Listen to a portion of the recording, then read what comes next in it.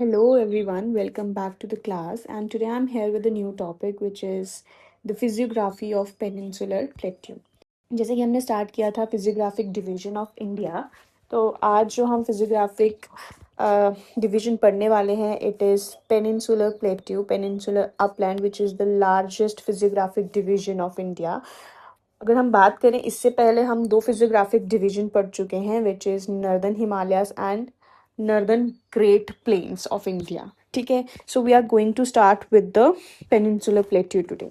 ठीक है, सो अच्छा, अगर हम थोड़ा सा रिवीजन देखें तो नर्दर्न हिमालयाज में हमने कुछ रेंजेस पढ़ी थी, जैसे ट्रांस हिमालयाज की Karakoram range, Ladakh range, Zanskar range, और उसी के कंटिन्यूस में क्या है कैलाश रेंज, जो कि कहाँ पे तिब्बत में है. जबकि ये जो काराकोरम है, लद्दाख है और यान्सकर है, ये कौन से रीजन में लोकेटेड है? It is located in Ladakh region. फिर उसके बाद हमने ग्रेटर हिमालयाज के बारे में पढ़ा था, जो कि जो कि वेस्ट टू ईस्ट में स्प्रेड है और ये कंटिन्यूस चेन है. ठीक है, सबसे लोफीएस्ट जो माउंटेन्स पीक्स पाई जाएंगी वो ग्रेटर हिमालयाज में देखी जाएंगी. ठीक है, हाईएस्ट माउंटेन पीक जो वर्ल्ड की है वो भी ग्रेटर हिमालयाज में विच इज़ माउंट एवरेस्ट. उसके बाद हमने देखा था मिडिल हिमालयाज, जिसमें हमने कुछ रेंजेस के बारे में पढ़ा था. ठीक है, जैसे JNK में स्प्रेड है पीर पंजाल, हिमाचल प्रदेश में है धौलाधर. अगर हम उत्तराखंड की बात करें तो वहाँ पे हमें देखने को मिलेगा नाग तिब्बा, मसूरी एंड कुमाऊं. और नेपाल की बात करें तो वहाँ पे महाभारता, जिसमें से पीर पंजाल है वो सबसे लॉन्गेस्ट रेंज है किसकी? मिडिल हिमालयाज की. मिडिल हिमालयाज के बाद हमने पढ़ा था शिवालिक्स के बारे में. ठीक है, द आउटर मोस्ट हिमालयाज. ठीक है जी. फिर उसके बाद हमने पढ़ा अबाउट नर्दर्न प्लेन, जिसमें हमने राजस्थान प्लेन के बारे में पढ़ा, पंजाब हरियाणा के प्लेन्स के बारे में पढ़ा, गंगा प्लेन्स और असम प्लेन्स के बारे में पढ़ा. ठीक है, तो हमने ये कुछ चीज़ें जो हैं वो कवर कर चुके हैं नॉर्थ इंडियन साइड की. और नॉर्थ ईस्ट में हमने पूर्वांचल्स के बारे में भी पढ़ा था, उसकी कुछ इंपॉर्टेंट पीक्स के बारे में भी पढ़ा था. ठीक है, तो हमने मेनली जो है नॉर्थ इंडिया और नॉर्थ ईस्ट इंडिया को कवर किया है. अब हम थोड़ा नीचे आ रहे हैं साउथ की तरफ और वहाँ पे देखने को मिलता है पेनिनसुलर प्लेट्यू. ठीक है, पेनिनसुलर प्लेट्यू को पढ़ने से पहले इसकी थोड़ी हिस्ट्री के बारे में जान लेते हैं. ठीक है, जैसे हमने जब नर्दर्न हिमालयास पढ़े थे हमने उसके बारे में पढ़ा था कि ये कैसे फॉर्म हुए थे, इनका फॉर्मेशन कैसे हुआ था. ठीक है, वैसे ही हमें पेनिनसुलर प्लेट्यू की फॉर्मेशन के बारे में भी पता होना चाहिए. ठीक है, ऑल्दो हमने ये फर्स्ट लेक्चर में कवर किया है पूरा, जब हम कन्फिगरेशन ऑफ इंडिया की बात कर रहे थे तो उस पार्ट में पूरा डिटेल में बताया गया है कि कैसे कौन सा इंडियन फीचर जो है इस्टेब्लिश हुआ था और किस टाइम पे हुआ था. ठीक है, तो जस्ट एक बारी एक रिवीजन की तरह रिकॉल करते हैं कि कैसे पेनिनसुलर प्लेट्यू वाला जो पोर्शन है वो क्रिएट हुआ था. ठीक है, कैसे उसका फॉर्मेशन हुआ था. ठीक है, सो हमें पता है कि जो इंडिया है it was once the part of southern hemisphere. ठीक है, एट प्रेजेंट जो इंडिया है वो कौन से हेमिस्फेयर में है? नॉर्दर्न हेमिस्फेयर में है. बट एक टाइम पे जो इंडिया है वो कौन से हेमिस्फेयर में था? सर्दर्न हेमिस्फेयर में था. And it was a part of Gondwana land. ठीक है जी, इंडिया जो है वो गोंडवाना लैंड का पार्ट था. ठीक है, और इंडियन जो लैंड मास था it was attach to African plate. ठीक है, जैसे अगर ये बोलें कि it is an Indian land mass, और इंडियन लैंड मास को क्रैटन बोला जाता है. ठीक है, और ये किसके साथ था? अफ्रीकन प्लेट के साथ बिल्कुल अटैच था. ठीक है, तो फिर क्या होता है कि process which is known as rifting and faulting. तो विद टाइम क्या हुआ कि due to the process of rifting and faulting जो इंडियन लैंड मास है वो सेपरेट हुआ अफ्रीकन प्लेट से. ठीक है, from the western margin, western side से India was attach to the Africa, और रिफ्टिंग और फॉल्टिंग की वजह से इंडियन लैंड मास जो है वो अफ्रीका से सेपरेट होता है. ठीक है, जब इंडियन लैंड सेपरेट होता है अफ्रीका से तो जो वेस्टर्न पार्ट है, ठीक है, इंडियन लैंड मास का जो वेस्टर्न पार्ट है वो क्या हुआ? रेज्ड हुआ. ठीक है, अब यहाँ से अगर ये ऊंचा हो रहा है तो ये जो ईस्टर्न पार्ट है वो क्या देखेगा? इंक्लाइनेशन देखेगा. ठीक है, तो यही हुआ कि जब Indian land mass got separated from Africa, जो वेस्टर्न पार्ट है इंडियन लैंड मास का इट गॉट रेज्ड, और इंक्लाइनेशन देखने को मिली किस तरफ? ईस्ट की तरफ. ठीक है, and this was the first instance where Indian land mass achieve its slope from west to east. ठीक है, जो इंडियन लैंड मास का स्लोप है वो कहाँ से कहाँ है? West to east. ठीक है, ये है अभी तक की कहानी। ठीक है, अब क्या हुआ है, इंडियन लैंड मास जो है वो अफ्रीका से सेपरेट हो चुका है। अब ये क्या है, इंडिपेंडेंट लैंड मास है। ठीक है, इंडिपेंडेंट लैंड मास है, कहीं से भी किसी भी जगह से अटैच नहीं है, फ्रीली है। तो यहाँ पे क्या हुआ कि ये जो इंडियन लैंड मास है ये नॉर्थवर्ड मूवमेंट शुरू की इसने। ठीक है, जो इंडियन लैंड मास है वो किसकी तरफ मूव होने लगा, नॉर्थ की तरफ। ठीक है, ये आ गया आपका इक्वेटर, ये रहा इंडियन लैंड मास, और ये नॉर्थ की तरफ मूव होने लगा। ठीक है, ठीक है। सो अच्छा, एक और चीज़ है कि जो फॉसिल एविडेंस हैं वो इंडिकेट करते हैं कि ये जो इंडियन लैंड मास है ये it was a part of Gondwana, it was a part of Africa. ठीक है, तो फॉसिल्स जो है वो एविडेंस बताते हैं कि India was once the part of Gondwana land. ठीक है, अब क्या है कि इस टाइम पे कुछ फीचर्स, ठीक है, पेनिसुलर प्लेट्यूज के बारे में हम पढ़ेंगे तो उसमें हम ये नाम सुनेंगे, उसमें से कुछ फीचर्स जैसे अरावलीज, जैसे ईस्टर्न घाट्स, विंध्यास, सतपुरास, ये कुछ ऐसे फीचर्स हैं जो इस टाइम पे अभी भी एग्जिस्ट कर रहे थे। ठीक है, जैसे हमने अरावली के बारे में जब हम पढ़ेंगे तो हम इसके बारे में पढ़ेंगे कि ये ओल्डेस्ट लैंडफॉर्म है इंडिया का। ठीक है, ओल्डेस्ट फोल्ड माउंटेन्स में कंसिडर किया जाता है। ठीक है, तो जो ये फीचर्स हैं जैसे अरावली हो गया, ईस्टर्न घाट्स हो गया, विंध्यास हो गया, सतपुरास हो गया, ये अभी एग्जिस्ट कर रहे थे। ठीक है, इस पॉइंट ऑफ टाइम में। ठीक है, अब क्या मैंने बोला कि जो इंडिया है it was moving towards northern side, Indian land mass north की तरफ मूव कर रहा था टूवर्ड्स द इक्वेटर। तो वो एक जगह पे आता है जिसे क्या बोला जाता है, रीयूनियन हॉटस्पॉट, रीयूनियन हॉटस्पॉट। ठीक है, अब इंडियन लैंड मास जो है वो किसके ऊपर प्रेजेंट है, it is present on reunion hotspot. ठीक है, ये इंडियन लैंड मास है and it is spread over the reunion hotspot. ठीक है जी, अब रीयूनियन हॉटस्पॉट है क्या।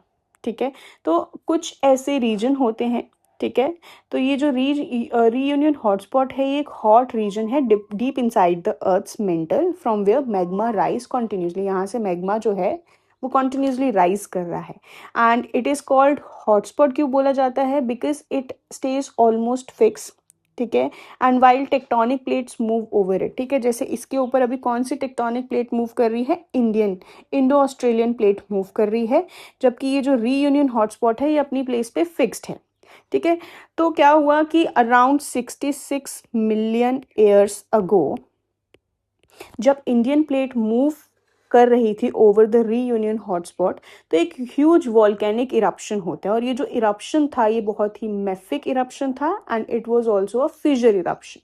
ठीक है, fissure eruption means multiple opening vents. ठीक है, तो यहाँ पे क्या हुआ कि एक ह्यूज वॉल्केनिक इरप्शन हुआ, लावा जो है वो स्प्रेड हुआ ओवर अ लार्ज एरिया, और इसकी वजह से फॉर्मेशन होता है किसका, डेक्कन ट्रैप्स का। when Indian plate moved over the reunion hotspot, तो कौन से फीचर की फॉर्मेशन हुई, इट वाज डेक्कन ट्रैप। ठीक है जी, तो आज के टाइम पे अगर हम इस रीयूनियन हॉटस्पॉट की बात करें तो ये इंडियन ओशन में नियर द मॉरिशस वहाँ पे लोकेटेड है। ठीक है, सो ठीक है, रीयूनियन हॉटस्पॉट के बारे में पता चला कि रीयूनियन हॉटस्पॉट का क्यों इतना इंपॉर्टेंस है, क्यों, क्योंकि इंडियन प्लेट जब मूव करी थी टूवर्ड्स द नॉर्थ तो इंडियन प्लेट जो है वो क्रॉस करती है रीयूनियन हॉटस्पॉट को, और वहाँ पे किसकी फॉर्मेशन होती है, डेक्कन ट्रैप की फॉर्मेशन होती है। ठीक है जी, सो अब क्या है कि along with the formation of Deccan plateaus, Deccan traps, ठीक है, it also causes the upliftment of western Ghats. ठीक है, यहाँ पे वेस्टर्न घाट्स की भी अपलिफ्टमेंट होती है। जब डेक्कन ट्रैप का फॉर्मेशन होता है तो वेस्टर्न घाट्स जो हैं उनका भी अपलिफ्टमेंट होता है। There were also some land masses that are getting uplifted by volcanic eruption of Reunion, और वो लैंड मासेस कौन से थे, जैसे काठियावाड़, काठियावाड़ रेंज गुजरात रीजन में देखी जाती है, मालवा, नीलगिरीस और छोटा नागपुर।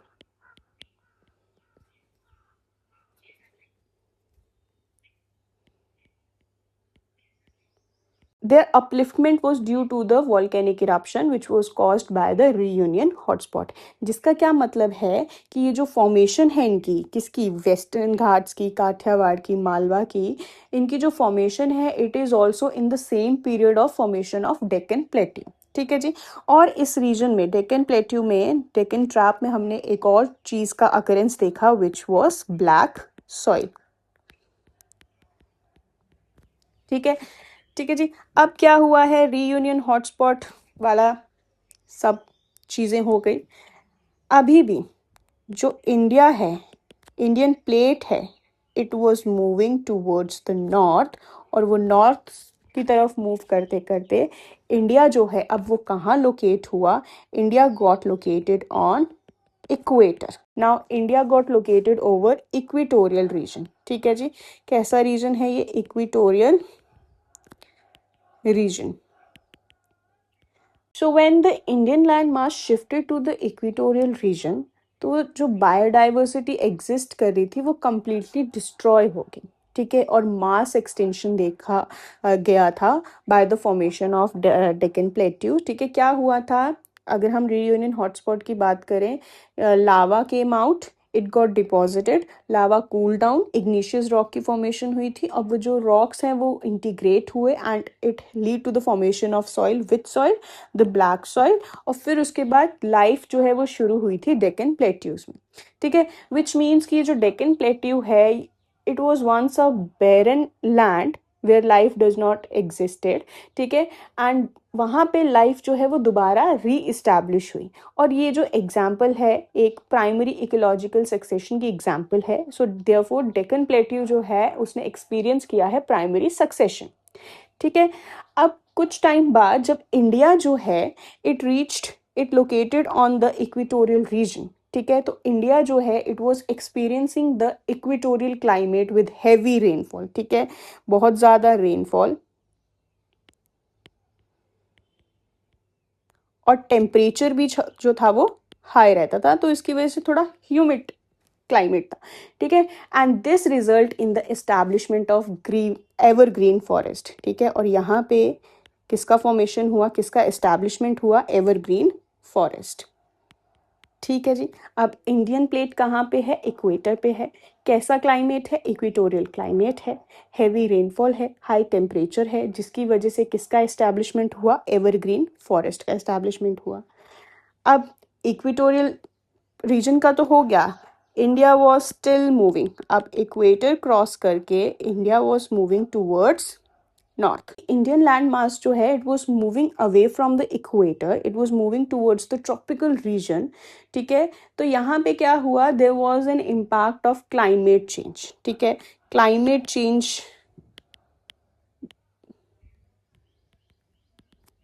देखने को मिला. जो फॉरेस्ट एस्टैब्लिश हुए थे नॉर्दर्न रीजन में when Indian plate was in equatorial climate. ठीक है. तो वो जो फॉरेस्ट एस्टैब्लिश हुए थे, तो यहाँ का वो टेम्परेचर, यहाँ का वो क्लाइमेट जो है उसको सस्टेन नहीं कर पाए. तो जो ट्रीज हैं वो गिरने लगे, trees got falling of and वो जो वुड्स हैं वो डिपॉजिट होने लगी इन द डिप्रेशन. ठीक है. अब डिप्रेशन मतलब the nearby areas where valley existed. ठीक है. वैलीज में वो क्या होने लगे, डिपॉजिट होने लगे. और उन डिप्रेशंस में क्या हुआ कि ये जो वुड्स हैं वो डिपॉजिट होने लगी and they are covered with the layers of sediments. And over the period of these over the period ये जो वुड्स हैं ये कन्वर्ट होगी इनटू कोल. ठीक है. क्लाइमेट चेंज की वजह से क्या हुआ, ट्रीज दे गॉट फॉल. ठीक है. डिपोजिशन हुई इनके ऊपर.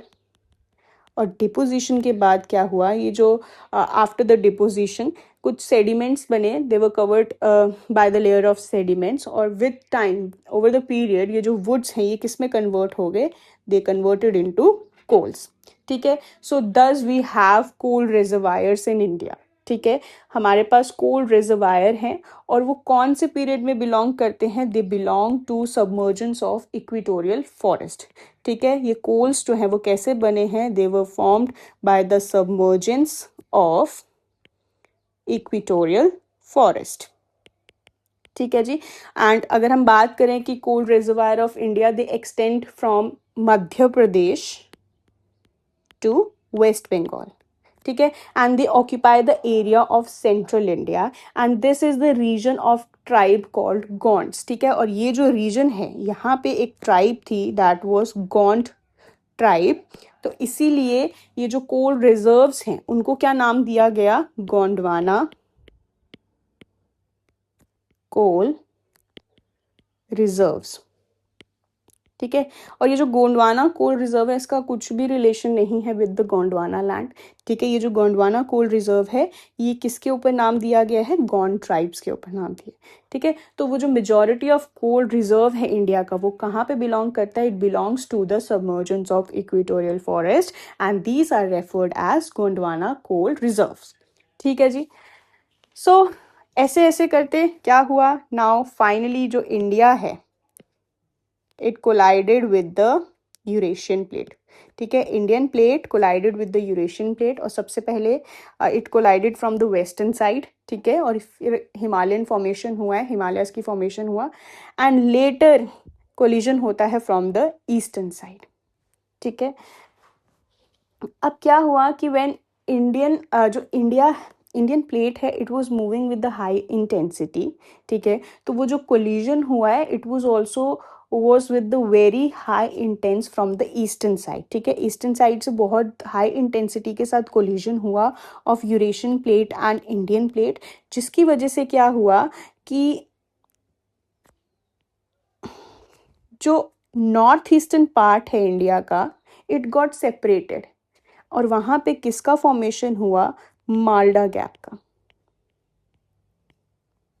दोबारा से समझो, when India was moving towards the north, it got collided with the Eurasian plate, ठीक है। पहले कोलिजन कहाँ हुआ, वेस्टर्न साइड में, और फिर कोलिजन कहाँ हुआ, ईस्टर्न साइड। जब ईस्टर्न साइड का कोलिजन हुआ it results in faulting depression, जिसको क्या बोला गया, माल्डा गैप बोला गया। और माल्डा जो गैप है वो क्या कर रहा है, it is separating north east India from the main land and it also cause reorientation of drainage, ठीक है जी। व्हाट इज द एविडेंस, क्या एविडेंस है इस चीज़ का, जियोलॉजिकली सिमिलैरिटीज जो हम देख सकते हैं ऑफ छोटा नागपुर एंड शिलोंग प्लेट्यूज, ठीक है। जो रॉक्स हैं वो भी एविडेंस है कि जो नॉर्थ ईस्ट इंडिया है it was separated from the main land India by the formation of Malda gap, right. और माल्डा गैप को और क्या बोला जाता है, Malda gap is also known as Rajmahal Garo gap, ठीक है जी। सो इसके साथ अब हमें पता चल गया है कि कैसे कैसे फॉर्मेशन हुआ ऑफ पेनिनसुलर प्लेट्यूज, ठीक है। हम अभी इन्हीं फीचर्स के बारे में पढ़ेंगे, हम अरावलीज, ईस्टर्न घाट, विंध्या, सतपुरा, वेस्टर्न घाट, काठियावाड़, छोटा नागपुर, डेक्कन प्लेट्यू, और हम ये जो माल्डा गैप की वजह से नॉर्थ ईस्ट में जो पेनिसुलर प्लेट्यू का पार्ट गया विच इज शिलोंग प्लेट्यू, इसके बारे में भी पढ़ेंगे, ठीक है। सो अब देख लेते हैं कौन कौन से स्पेसिफिक फीचर्स हैं। पहले देखते हैं फिजियोग्राफी ऑफ पेनिसुलर प्लेट्यू। तो जो पेनिसुलर प्लेट्यू है it was a part of very ancient land mass which is Gondwana land, ठीक है जी। कौन सी शेप में है, it is triangular in shape. Peninsular plateau of India is triangular in shape, जैसे कि आप यहाँ देख सकते हैं, ठीक है जी। अब कौन से रॉक यहाँ देखने को मिलेंगे, तो Archean rock which is the oldest rock, ठीक है। यहाँ पे ओल्डी दोबारा सो यहाँ ओल्ड रॉकी प्लेट्यू दोबारा so this is an old Rocky plateau region, ठीक है। यहाँ पे आपको आर्कियन रॉक देखने को मिलेंगे, सेडिमेंट्री रॉक्स देखने को मिलेंगे और इग्निशियस रॉक, ठीक है। एंड जो ये पेनिसुलर इंडिया है it lies south of northern plains, ठीक है। जब हम फिजियोग्राफिक डिवीजन पढ़ रहे थे सबसे ऊपर जो हमने नॉर्थ में देखा था इट वाज नॉर्दर्न हिमालयास, उसके साउथ में it was northern plains and northern plains के साउथ में इट इज पेनिनसुलर प्लेट्यूज, ठीक है जी। अब जैसे कि मैंने आपको क्लास के स्टार्ट में ही बताया था कि ये जो पेनिनसुलर प्लेट्यूज हैं these it is the largest physiographic division of our country, ठीक है जी। यहाँ पे कैसे रॉक हैं, it is an old rock plateau region. इसका स्लोप क्या है, ठीक है। सो इसका जो स्लोप है इट इज़ टूवर्ड्स ईस्ट, ठीक है। तो अगर हम बात करें जो पेनिसुला ऑफ इंडिया है, it is N oldest physiographic unit of India, ठीक है। ये हिमालय से पहले फॉर्म हो चुके थे, ठीक है। अगर हम बात करें इसकी एवरेज एलिवेशन की, तो it is around 600 to 900 metre, ठीक है। Now let's talk about the extents of peninsular plateaus. तो अगर हम नॉर्थ वेस्ट की बात करें तो इसके नॉर्थ वेस्टर्न पार्ट में जो फीचर है it is Aravallis. Western side की बात करें तो it is Gir range. If we talk about eastern side तो वो क्या है, Rajmahal hills. The eastern most extent of peninsular plateau is Rajmahal hills. West की बात करेंगे तो it is Gir range. North west की बात करेंगे तो Aravallis. And if you talk about the south then it is cardamom hills. तो जो कार्डमम हिल्स हैं वो आउटर एक्सटेंट हैं पेनिनसुलर प्लेट्यू का, ठीक है जी। Now there is an extension of this plateau which is also seen in northeast India in the form of Shillong plateau, ठीक है। शिलोंग एंड कार्बी एंगलोंग प्लेट्यू, ठीक है।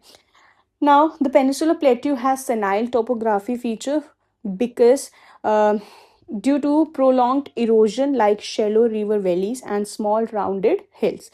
There is a presence of black cotton soil mainly in the western part, ठीक है। Now this land is generally regarded as a stable land mass, ठीक है जी। अगर हम स्लोप की बात करें तो स्लोप जो है इस प्लेट्यू का it is from west to east, ठीक है। तो जो रिवर ड्रेन हो रही है, मैक्सिमम जो रिवर है पेनिनसुलर प्लेट्यू की वो कहाँ ड्रेन हो रही है, they are draining into Bay of Bengal. और इसका जो बेस है, इस प्लेट्यू का जो बेस है उसका जो स्लोप है it is towards the north, ठीक है, with Chambal and Son river draining in the Yamuna and Ganga river, right. So these are the features of Indian plateau. तो ये जो इंटायर टोपोग्राफी है between Eastern Ghats and the Western Ghats, ठीक है, which has certain elevation from sea level is known as Indian plateaus. उन्हें क्या बोला जाता है, इंडियन प्लेट्यूज बोला जाता है, ठीक है। तो यहाँ पे बहुत सारे ऐसे फीचर्स हैं, जैसे अरावलीज के बारे में हम पढ़ेंगे, ठीक है। हम फिर उसके बाद सेंट्रल इंडिया, विंध्यास और सतपुरास को देखेंगे, ठीक है। सतपुरास के बाद महाराष्ट्र में कुछ रेंजेस हैं, महाराष्ट्र के बाद कर्नाटका के माउंट रेंजेस देखेंगे, वहाँ के हिल्स देखेंगे, पीक्स देखेंगे। फिर उसके बाद छत्तीसगढ़, झारखंड, उड़ीसा एरिया कवर करेंगे। उड़ीसा के बाद will go to Andhra Pradesh, Andhra Pradesh के बाद केरला, तमिलनाडु, और उसके साथ हमारा जो है पेनिनसुलर प्लेट्यू जो है वो कवर हो जाएगा, ठीक है। So in the next class we are going to talk about Aravallis, ठीक है। Till then take care, bye bye.